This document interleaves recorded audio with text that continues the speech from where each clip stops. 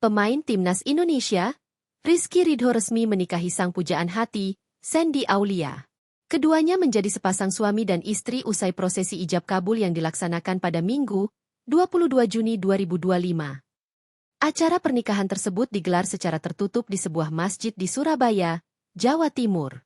Lewat foto yang beredar di media sosial, pasangan pengantin tampil menggunakan busana berwarna putih dengan sentuhan bordir dan payet berwarna emas. Rizky Ridho memberikan mas kawin berupa alat salat dan uang 1 juta rupiah. Saya terima nikah dan kawinnya Shandy Aulia binti Bapak Sumanto dengan mas kawin tersebut dibayar tunai, ucap Rizky Ridho dengan satu tarikan napas.